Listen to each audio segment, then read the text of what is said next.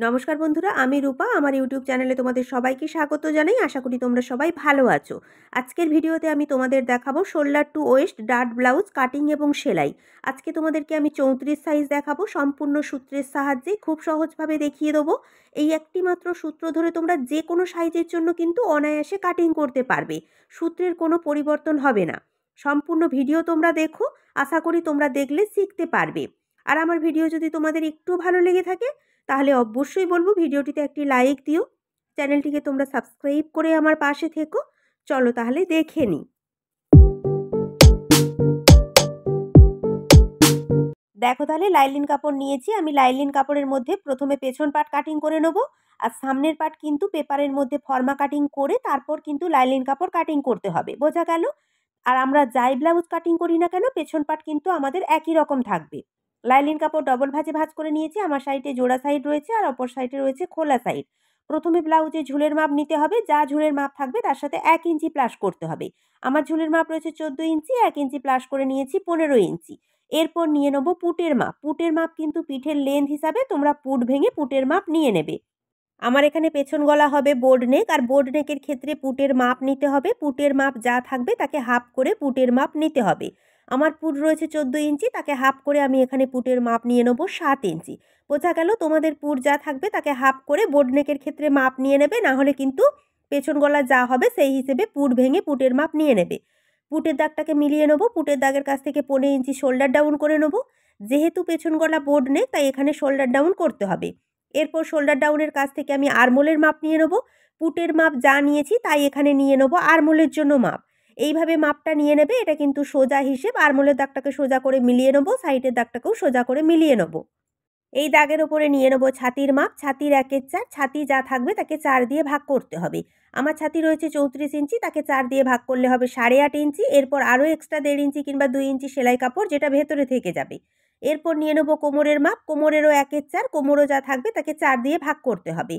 আমার কোমর রয়েছে 28 ইঞ্চি, তাকে 4 দিয়ে ভাগ করলে হয় 7 ইঞ্চি। 1 ইঞ্চি পেছন পাটের টেকিংয়ের জন্য, আরও এক্সট্রা 1.5 ইঞ্চি কিংবা 2 ইঞ্চি সেলাই কাপড়, যেটা ভেতরে থেকে যাবে। এরপর দাগ দুটো সোজা করে মিলিয়ে নেব। এরপর এই কোণ থেকে ফিতে ধরে পেছন পাটের আরমোলের শেপের জন্য 1 ইঞ্চিতে একটা দাগ দিয়ে হালকা হাতে এখানে আরমোলের শেপটা দিয়ে নেব। সাইড থেকে পুটের চওড়া নিয়ে নেব 3.5 ইঞ্চি। তোমরা কিন্তু পুটের চওড়া এখানে একটু বাড়িয়ে নিতে পারো। বোর্ড নেকের ক্ষেত্রে পুটের চওড়া একটু বাড়িয়ে নিয়ে রেডি পুট একটু সরু রাখলে দেখতে কিন্তু বেশি ভালো লাগে।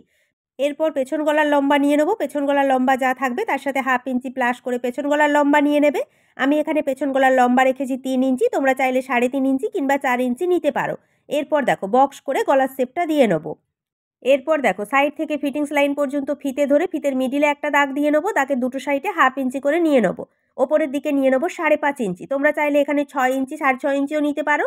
যেহেতু বোর্ড নেক, পেছন পাটটা আমার সম্পূর্ণ ভরাট রয়েছে, সেই কারণের জন্য টেকিংয়ের লম্বাটা একটু বেশি করে দিলে ফিটিংস কিন্তু খুব ভালো আসে। এরপর চলো টেকিংয়ের শেপটা দিয়ে নেবো। এইভাবে তোমরা টেকিংয়ের শেপটা দিয়ে নেবে। এরপর দেখো শোল্ডার ডাউনের দাগটাকেও এইভাবে মিলিয়ে নেবো। পেছন পাটের ড্রয়িং কমপ্লিট। এরপর আমি কাটিং করে নেবো। দেখো তাহলে পেছন পাট কাটিং করে নিয়েছি। এইভাবে কিন্তু তোমরা কাটিংটা করে নেবে। এরপর দেখো সামনের পাট কাটিং করার জন্য আমি এখানে পেপার নিয়ে নিয়েছি। প্রথমে যেটা করতে হবে, সাইড থেকে 1/2 ইঞ্চি এক্সট্রা নিয়ে নিতে হবে হুক আর হুকের ঘরের জন্য। যেহেতু আমার সামনের পাটে হুক হবে সেই কারণের জন্য এখানে এক্সট্রা 1/2 ইঞ্চি নিতে হবে। এই ধরনের ব্লাউজে কিন্তু সামনের পাটে হুক করলে বেশি দেখতে ভালো লাগে। দেখো তাহলে দাগ দিয়ে এখানে দাগটা মিলিয়ে নিয়েছি। এরপর যেটা করতে হবে, প্রথমে নিচের দিক থেকে 1 ইঞ্চিতে একটা দাগ দিয়ে নেবো। পেছন পাটের থেকে সামনের পাটে নিচের দিকে মানে ঝুলের দিকে আরও এক্সট্রা 1 ইঞ্চি বেশি করে নিতে হবে। বোঝা গেল? এরপর পেছন পাট নিয়ে নেবো। পেছন পাটটাকে কিন্তু এখানে সমান করে বসিয়ে নেবো। নিচে যে আমি এক্সট্রা 1 ইঞ্চি নিয়েছিলাম আর সাইডে 1/2 ইঞ্চি, দুটো দাগ বরাবর দেখো ঠিক এইভাবে সমান করে বসিয়ে পেছন পাট বরাবর প্রথমে কিন্তু হুবহু ড্রয়িংটা তুলে নেবো। দেখো তাহলে পেছন পাট বরাবর ড্রয়িং তুলে নিয়েছি। প্রথমে এখানে আরমোলের কাছে একটা বক্স করে সামনের পাটের আরমোলের জন্য শেপটা দিয়ে নিতে হবে। পেছন পাটের আরমোলের শেপ দিয়েছিলাম 1 ইঞ্চিতে। সামনের পাটের অবশ্যই কিন্তু এখানে তালপাট কাটিং করতে হবে, যেহেতু এটা আমাদের বোর্ড নেক রয়েছে। এই কোণ থেকে ফিতে ধরে 15 ইঞ্চি ভেতর দিকে একটা দাগ দিয়ে নেবো। নেওয়ার পর দেখো দাগটা এখানে আমি পুটের দাগের সাথে সোজা করে মিলিয়ে নেবো। নেওয়ার পর এই কোণ থেকে ফিতে ধরে 1 ইঞ্চিতে একটা দাগ দিয়ে সামনের পাটের আরমোলের শেপটা দিয়ে নেবো। অবশ্যই কিন্তু তোমরা বোর্ড নেক করলে ভেতর দিকে কিন্তু তালপাটটা কাটিং করে নেবে, তাহলে কিন্তু ফিনিশিংটা ভালো আসবে। দেখো তাহলে শেপটা দিয়ে নিয়েছি। এরপর দেখো এখানে পুটের চওড়া আমি দিয়ে নিয়েছি। তোমরা যদি না দাও সাইডে 1/2 ইঞ্চি ছাড়ার পর পুটের চওড়া 3.5 ইঞ্চি নিয়ে নেবে।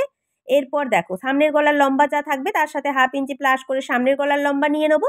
এরপর কিন্তু তোমরা তোমাদের মতো করে সামনের গলার শেপটা দিয়ে নেবে। আমার সামনের গলা ভি হচ্ছে, ভি শেপের শেপটা দিয়ে নিচ্ছি। এরপর দেখো হালকা এখানে রাউন্ড করে নিচ্ছি। তোমরা চাইলে সরুর ওপরেও রাখতে পারো, আবার চাইলে এইভাবে রাউন্ড আকারেও শেপটা দিয়ে নিতে পারো। রাউন্ড শেপে শেপটা দিলে কিন্তু দেখতে বেশি ভালো লাগে। এরপর ওপর থেকে পয়েন্টের মাপ নিয়ে নেবো।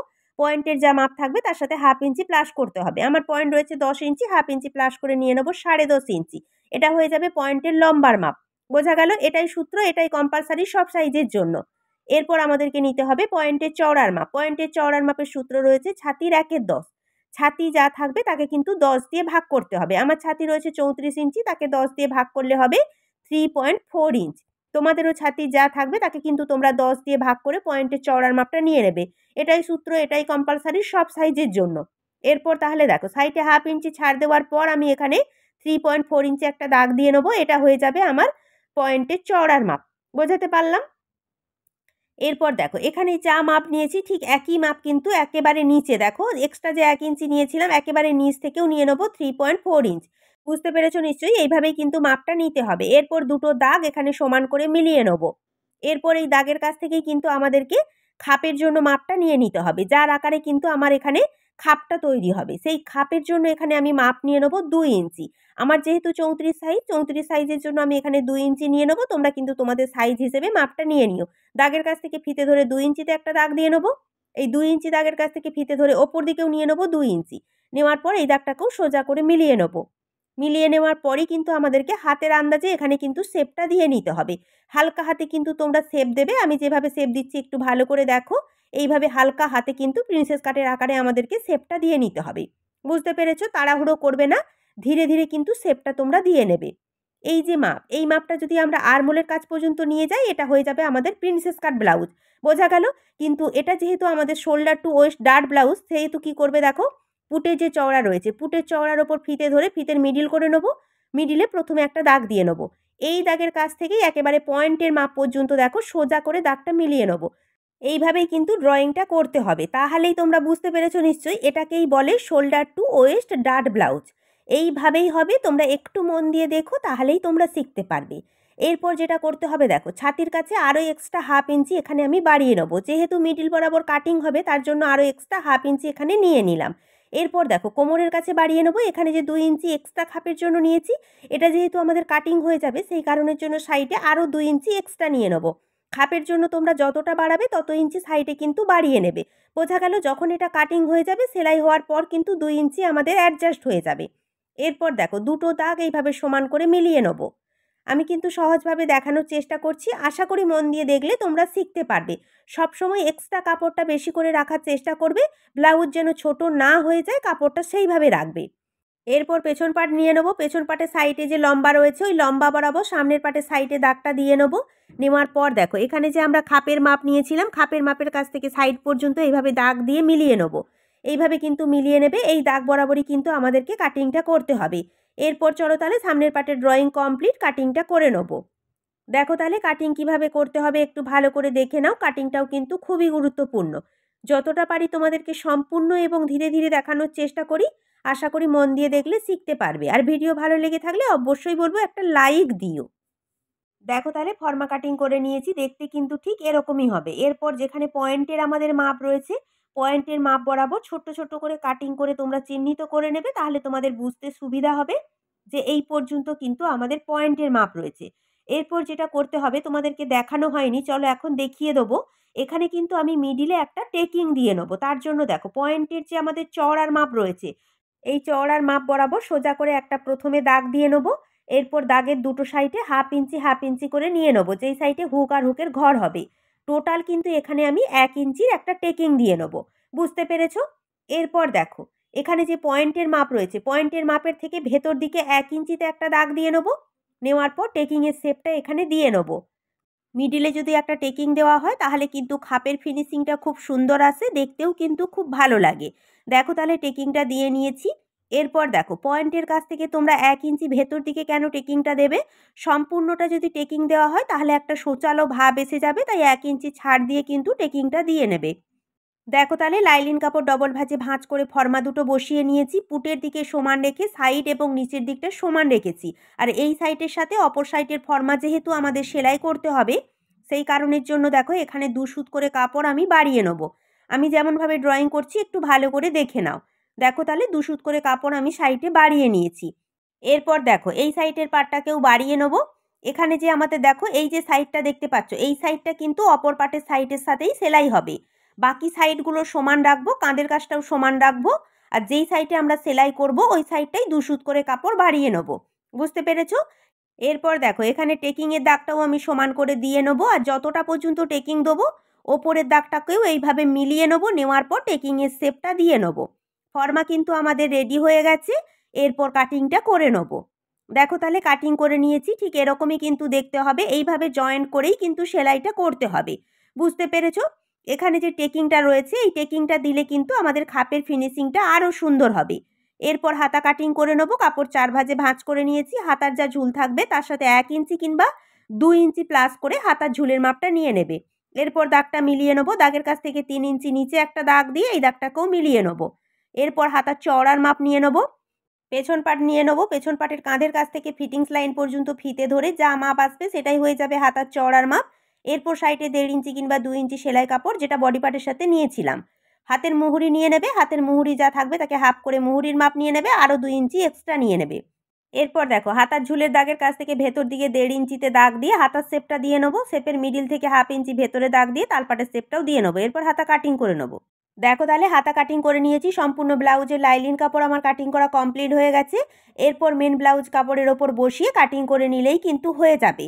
চলো তাহলে আমি কাটিংটা করে নেবো। কাটিং করে নেওয়ার পর চারি সাইড সেলাই করে এক্সট্রা কাপড় কাটিং করে আমি তোমাদেরকে দেখাচ্ছি। চলো তাহলে দেখতে থাকো। দেখো তাহলে মেন ব্লাউজের কাপড়ের সাথে লাইলিন কাপড় আমি চারি সাইড সুন্দর করে ধার দিয়ে সেলাই করে নিয়েছি। এইভাবে কিন্তু তোমরা সেলাইটা করে নেবে। সম্পূর্ণ পার্টগুলো আমি সেলাই করে নিয়েছি। প্রথমে সামনের পার্ট রেডি করে নেবো, তারপর কিন্তু পেছন পার্ট আর হাতা রেডি করব। দেখো তাহলে সামনের পার্টের এক সাইডের আমি দুটো পার্ট নিয়ে নিয়েছি। এটা হলো আমার গলার দিক আর এই দিকে আমাদের হুক আর হুকের ঘর হবে। আর এটা কিন্তু মিডিলের কাটিং। বুঝতে পেরেছো নিশ্চয়ই? এরপর তোমাদেরকে বলি, আমি কিন্তু এখানে মিডিলে রেডিমেড পাইপিং নিয়েছি। পাইপিং লাগিয়ে নেবো। তোমরা চাইলে পাইপিং লাগাতে পারো। আর যদি পাইপিং না লাগাও তোমরা তাহলে কি করবে দেখো, সোজা পাটের ওপর সোজা পাট, দেখো একটা পাটের ওপর একটা পাট এইভাবে উঠিয়ে রেখে এইভাবে সমান করে ধরে কিন্তু হাফ ইঞ্চি কাপড় রেখে সমান বরাবর কিন্তু সোজা করে তোমরা সেলাইটা করে নেবে। বুঝতে পেরেছো? এরপর সোজা দিকে উল্টে ওপর দিয়ে চাপ সেলাই দিয়ে নেবে। এইভাবেই কিন্তু সেলাইটা করতে হয় যদি না পাইপিং লাগাও। আর যদি পাইপিং লাগাও দেখো সরু লম্বা পাটটা প্রথমে নিয়ে নেবো। নেওয়ার পর এইভাবে সোজা করে পাইপিংটা লাগিয়ে নেবো। এখানে দেখো পাইপিংয়ের সোজা উল্টো দিক রয়েছে। সোজা দিক ওপর দিকে থাকবে আর উল্টো দিক থাকবে নিচের দিকে। আর দড়ির গা বরাবর যেই সেলাইটা রয়েছে ওই সেলাইয়ের ওপর দিয়ে কিন্তু সোজা করে সেলাইটা করতে হবে। তাড়াহুড়ো করবে না। কাপড় বরাবর এইভাবে সমান করে ধরে কিন্তু দড়ির গা বরাবর সোজা করে ধীরে ধীরে কিন্তু সেলাইটা করে নেবে। দেখো তাহলে সেলাইটা করে নিয়েছি। এরপর দেখো এই যে পাটটা দেখতে পাচ্ছ, এই পাটের সাইডে দেখো 2 সুত করে আমি এখানে দাগ দিয়ে নেবো। 2 সুত আমি এক্সট্রা কাপড় নিয়েছিলাম সেলাইয়ের জন্য। 2 সুত করে আমি এখানে দাগ দিয়ে নেবো, তাহলে সেলাই করতে সুবিধা হবে। বুঝতে পেরেছো? এরপর দেখো পাইপিংটাকে এইভাবে উল্টো সাইডে উল্টে নেবো। নেওয়ার পর দেখো দাগ বরাবর এইভাবে একটা কাপড়ের ওপর আর একটা কাপড় উঠিয়ে রেখে পাইপিংয়ের গা বরাবর একেবারে ওপর দিয়ে চাপ সেলাই দিয়ে নেবো। কীভাবে সেলাই করছি একটু ভালো করে তোমরা দেখো। তাড়াহুড়ো করবে না, হালকা হাতে সেলাই করবে। আর কোনো কাপড় কিন্তু এখানে টানবে না। দেখো আমাদের যে এখানে শেপ কাটিং রয়েছে এই কাটিং বরাবর কিন্তু সুন্দর করে হালকা হাতে এইভাবে ধরে ধরে সেলাইটা করে নিতে হবে। এইভাবেই কিন্তু তোমরা সেলাইটা করে নেবে। এরপর দেখো পাইপিংয়ের ওপর দিয়ে যে সেলাই দিয়েছি ওর থেকে আরও এক পাদানি ছেড়ে আরও একটা চাপ সেলাই দিয়ে নেবো। তাহলে কিন্তু ফিনিশিংটাও সুন্দর আসবে আর কাপড়টাও সুন্দরভাবে সেট হয়ে বসে যাবে। বুঝতে পেরেছো? দেখো তাহলে দুটো চাপ সেলাই আমি দিয়ে নিয়েছি। ফিনিশিংটাও দেখো কত ভালো এসেছে, খাপটাও দেখো কত ভালো এসেছে। এরপর যেটা করব দেখো মিডিল বরাবর যে আমাদের টেকিংটা রয়েছে টেকিংয়ের সেলাইটা কিন্তু এখানে দিয়ে নেবো। টেকিংয়ের দাগ বরাবর সমান করে কাপড়টাকে ধরতে হবে। ধরার পর কিন্তু টেকিংয়ের সেলাইটা দিয়ে নিতে হবে। দাগটা কিন্তু প্রথমে তোমরা দিয়ে নেবে। দেখো তাহলে টেকিং সেলাই দিয়ে নিয়েছি। খাপের ফিনিশিংটা দেখো কত ভালো এসেছে। এইভাবে মিডিলে টেকিং দিয়ে নিলে খাপটা কিন্তু খুব সুন্দর আসে। এক সাইডের পার্ট রেডি করে নিয়েছি। ঠিক একই রকমভাবে দেখো অপর সাইডের পার্টও রেডি করে নিয়েছি। একই রকমভাবে সেলাই করতে হবে, তাই তোমাদেরকে আর দেখালাম না। মিডিলে কিন্তু পাইপিং দিলে দেখতে কিন্তু খুব সুন্দর লাগে। দেখো দুটো সাইডের পাটি কিন্তু রেডি। এরপর হুকপট্টি, হুকের ঘরপট্টি লাগিয়ে নেবো। দেখো হুকপট্টি, হুকের ঘরপট্টি সেলাই করে নিয়েছি। এটা তোমাদেরকে আমি দেখালাম না, অনেকবার দেখিয়েছি। এরপর দেখো মিডিলে যে দুটো টেকিং রয়েছে, টেকিংয়ের সেলাই দুটো যেন এক জায়গায় থাকে, একটু ভালো করে তোমরা দেখে নেবে। এরপর পেছন পাটে টেকিং দুটো সেলাই করে নিতে হবে। নেওয়ার পর পেছন পাটের ওপর সামনের পাট, সোজা পাটের ওপর সোজা পাট রেখে প্রথমে কিন্তু কাঁধ দুটো সেলাই করে নিতে হবে। বুঝতে পেরেছো? দেখো এইভাবে সমান করে রেখে কাঁধ দুটো সেলাই করে নেবো। দেখো তাহলে দুটো কাঁধই আমি সেলাই করে নিয়েছি। তোমরা কিন্তু সেলাইটা করে নেবে। এরপর তোমরা যদি মনে করো গলার মধ্যে রেডিমেড পাইপিংও দিতে পারো, আবার যদি না দাও তোমরা কিন্তু তেরচা পট্টি কাটিং করে গলার মধ্যে কিন্তু পট্টিও লাগাতে পারো। আমি কিন্তু পাইপিং লাগিয়ে নেবো। দেখো তাহলে গলার মধ্যে পাইপিং লাগিয়ে নিয়েছি। একই রকমভাবে পাইপিং লাগাতে হবে, তোমরা কিন্তু পাইপিং লাগিয়ে নিতে পারো, দেখতে কিন্তু সুন্দর লাগে। এরপর চলো তাহলে হাতাটা লাগিয়ে নেবো। ব্লাউজটাকে এইভাবে সোজা করে খুলে নিতে হবে। হাতাটাও দেখো আমি রেডি করে নিয়েছি, হাতার শেপটাও কাটিং করে নিয়েছি। এই শেপ কাটিং কিন্তু আমাদের সামনের পাটের আরমোলের সাথে সেলাই করতে হবে। বুঝতে পেরেছো? এরপর দেখো কাঁধের যে সেলাই আর হাতার যে মিডিলের কাটিং, এইভাবে মিডিলে কিন্তু ছোট্ট করে কাটিং করে নেবে। এই মিডিলের কাটিং আর হাতার কাঁধের সেলাই এইভাবে সমান করে কিন্তু রাখতে হবে। সোজা পাটের ওপর সোজা পাট সমান করে রেখে কাঁধের কাছ থেকে সেলাই শুরু করে প্রথমে এক সাইডের আরমোল পর্যন্ত সেলাই করে তারপর আবারও অপর সাইডের আরমোল পর্যন্ত সেলাইটা করে নিতে হবে। হালকা হাতে কিন্তু সেলাই করবে, তাড়াহুড়ো করবে না। দুটো কাপড় সমান করে ধরেই কিন্তু সেলাইটা করতে হবে। কোনো কাপড় কিন্তু এখানে টানবে না, না হলে কিন্তু কাপড় বেড়ে যাবে। দেখো তাহলে এক সাইডের আরমোল পর্যন্ত আমি সোজা করে সেলাই করে নিয়েছি। এরপর দেখো ব্লাউজটাকে ঘুরিয়ে নিয়ে আবারও কাঁধের কাছ থেকে সেলাই শুরু করে অপর সাইডের আরমোল পর্যন্ত সেলাইটা করে নিতে হবে। ঠিক একই রকমভাবে দুটো কাপড় সমান করে ধরে সেলাই করবে, হালকা হাতে সেলাই করবে, তাড়াহুড়ো করবে না, কোনো কাপড় কিন্তু এখানে টানবে না। দেখো তাহলে সম্পূর্ণ সেলাই করে নিয়েছি। এরপর এক সাইডের আরমোল থেকে সেলাই শুরু করে অপর সাইডের আরমোল পর্যন্ত সেলাই করে ডবল সেলাই কিন্তু অবশ্যই তোমরা দিয়ে নেবে। বুঝতে পেরেছো?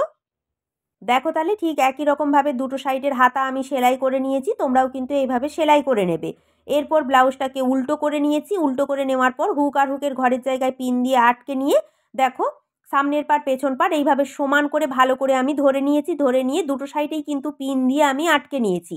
এইভাবে সমান করে ধরে পিন দিয়ে আটকে তোমরা দুটো সাইডে এবং নিচের দিকে একটু ভালো করে দেখে নেবে। কোনো কারণে যদি কাপড় ছোট বড় থাকে সেটা তোমরা সমান করে কাটিং করে নেবে। কাটিং করে নেওয়ার পর দুটো সাইডে একেবারে হাতা থেকে শুরু করে কোমর পর্যন্ত একেবারে সাইড দিয়ে সোজা করে সেলাই করে নিতে হবে। এইভাবে সেলাই করে নিলে কি হবে, আমাদের কোমরের মধ্যে পাইপিং বা পট্টি লাগাতে সুবিধা হবে। বুঝতে পেরেছো? আমি কিন্তু সাইড বরাবর সেলাই করে নিয়েছি।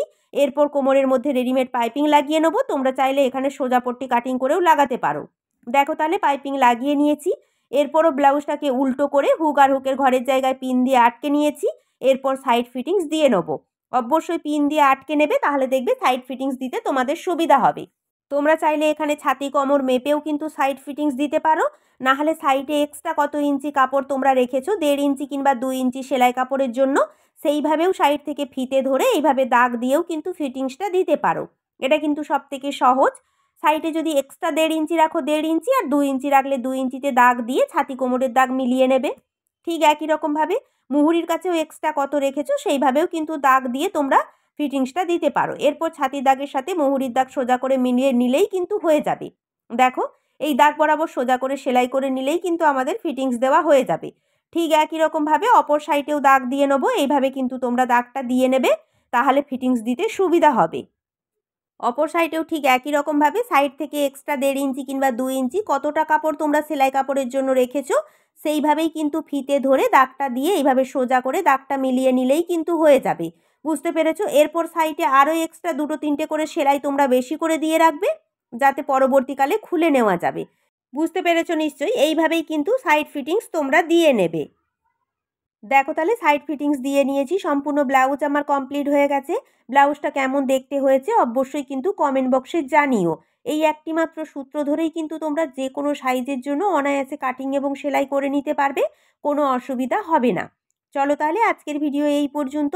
যদি আমার ভিডিও তোমাদের একটুও ভালো লেগে থাকে অবশ্যই আমার ভিডিওটিতে একটি লাইক দিও। চ্যানেলটিকে সাবস্ক্রাইব করে তোমরা আমার পাশে থেকো। তোমরা ভালো থেকো। নমস্কার।